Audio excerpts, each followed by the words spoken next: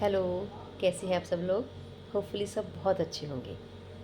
अगर आप चाहते हो इस मतलब कि कलयुग का जिसको हम टाइम कहते हैं, इस टाइम में आप सोचते हो ना कि माँ अपने बच्चों के लिए क्या कुछ कर सकती है, तो एक बहुत ही सुंदर सा इंसिडेंस मेरे साथ हुआ जो मेरा बहुत मन कर रहा था आपके साथ शेयर करने को।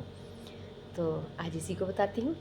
एक्चुअली 21 जून को मेरी बेटी का था एग्ज़ाम नीट का, तो मैं उसके साथ चली गई। हम काफ़ी टाइम से ही वहाँ पे पहुँच गए थे। तो वहाँ पे जब हम पार्किंग में लगाने लगे ना, तभी अभी एक दो गाड़ियाँ थी, वो थोड़ा साइड पे लगी हुई थी। हमने सोचा कि थोड़ा छाँव में लगा देते, तो हमने ना एक दरख्त के नीचे अपनी गाड़ी को पार्क कर दिया। लेकिन आप मानोगे नहीं, भी गाड़ी से मैं ही उतरी। बेटी कह रही थी कि अभी मैं थोड़ा टाइम और पढ़ लेती हूँ। तो मैं जैसे ही गाड़ी से उतरी तो मैंने देखा कि मेरे पास है ना छोटा सा पंछी, कुग्गी बोलते हैं हम लोग यहाँ पे। आप लोग बताइएगा आपके वहाँ पे क्या बोलते हैं। तो वो ना मेरे पास आके मुझे कुछ समझाने लगी अपनी लैंग्वेज में। टें टें कर रही थी। तो मैंने पहले तो ऐसा सोचा कि वैसे ही बात कर रही होगी, लेकिन कुछ टाइम के बाद ही वो उसका बढ़ता जा रहा था एक्सप्रेशन। तो जैसे मुझे कुछ कहना चाहती है। मैंने अपने बेटे को भी कहा, वो गाड़ी में था, मैं कहा बेटे ये देखना, इसको बाहर निकल के ये कुछ समझा रही है, शायद इसको कुछ तकलीफ़ है। मैंने कहा तूने गाड़ी के नीचे कुछ दे तो नहीं दिया? तो उसने गाड़ी में उतर के देखा तो कह रहा मम्मा नीचे तो नहीं है कुछ भी। तो ऊपर एक दरख्त था। तो मैं कहा यहाँ तो इस पेड़ पे कुछ, तो हमें एक्चुअली पेड़ पे कुछ समझ नहीं आया। तो मैं ना उससे बातें करने लगी। मैं क्या भी मुझे नहीं पता लग रहा मुझे क्या कह रहे हो। मैं क्या तो वो थोड़ा पीछे पीछे को जा रही थी, तो मैं उसके पीछे पीछे हो ली। तो वो थोड़ी सी दूर गई, लेकिन शायद उसको समझ आया कि इसको कुछ समझ नहीं आ रहा। तो वो वहाँ से उड़ के फिर आगे आ जाती है वापस मेरे पास।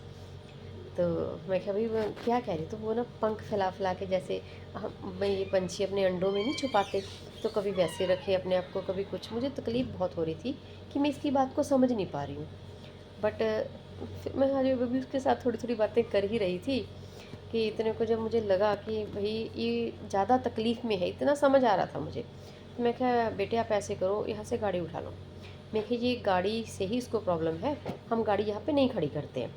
तो हमने क्या किया, गाड़ी वहाँ से उठा के जैसे ही हम पीछे लेके गए, वो उसी वक्त उड़ के उस पेड़ पे चढ़ जाती है। तो मैंने देखा वहाँ पे, तो थोड़ा सा अंदर में थे डीप में, तो उसका वहाँ पे घोंसला था। मे बी वहाँ पे उसके बच्चे होंगे। तो ये बात बहुत हैरानी वाली थी। उसके बाद बहुत सारी गाड़ियाँ आई वहाँ पे पार्किंग पे, पर आप बिलीव नहीं करोगे कि शाम तक उसने एक भी गाड़ी वहाँ पे लगने नहीं दी। तो जो भी गाड़ी वाला वहाँ पे लगाने की कोशिश करता, वो उसको वैसे ही रजिस्ट करती, वैसे ही उस इंसान को वहाँ से अपनी गाड़ी उठानी पड़ रही थी। सारी पार्किंग भर गई, लेकिन वो लोकेशन पे एक भी गाड़ी नहीं। और शाम तक वो नीचे वहीं पे खड़ी थी, जैसे कोई बॉडीगार्ड पहरा दे रहा होता है। तो मैंने उस वक़्त ना अपने बच्चों को समझाया, बेटी का पेपर था, बेटा साथ में गया था, कि बेटे आप ये देखो, आपको कितना बुरा लगता है कि माँ-बाप हमें रोकते हैं कुछ भी, कि आप ये गलत मत करो, आपके साथ ये गलत ना हो जाए, ऐसे रहो, ये ध्यान रखना, ये ध्यान रखना, लेकिन आपको कितना बुरा लगता है। पर मैं कहा आप देखो कि वो एक पंछी था, वो भी अपने बच्चों को प्रोटेक्ट कर रहा है। जिसको बहुत ज़्यादा समझ नहीं, जिसके पास बहुत ज़्यादा ताकत नहीं है, फिर भी वो हर कोशिश कर रही थी उनको बचाने के लिए। उसने एक तरह से वो झगड़ा तक कर रही थी हमारे साथ। तो मैं क्या, हम तो इंसान हैं, हमें तो सीधा अपने बच्चों के लिए आगे की तकलीफ़, कुछ डर दिख रहा होता है, हम लोगों ने शायद बहुत कुछ लाइफ में एक्सपीरियंस किया होता है, तब हम अपने बच्चों को रोकते हैं। लेकिन बच्चों को फिर भी ये चीज़ें बुरी लगती हैं। तो वो एक बहुत ही प्रैक्टिकल एक्सपीरियंस था जो मेरे साथ उस दिन हुआ, जो मेरे बच्चों ने भी साथ में देखा। मुझे नहीं पता उनको कितनी समझ आई उस चीज़ की, कि हाँ, क्यों माँ-बाप बच्चों को बचाते होते हैं, क्योंकि हम कहते हैं ना कलयुग है ये। लेकिन एक यही ऐसा रिश्ता है माँ बाप का, जो चाहे कलयुग है चाहे सतयुग था, सदियों पहले भी माँ बाप बच्चों के लिए उतने ही प्रोटेक्टिव थे, उनके लिए कुछ भी करने को तैयार होते थे। आज भी माँ बाप ऐसे ही हैं।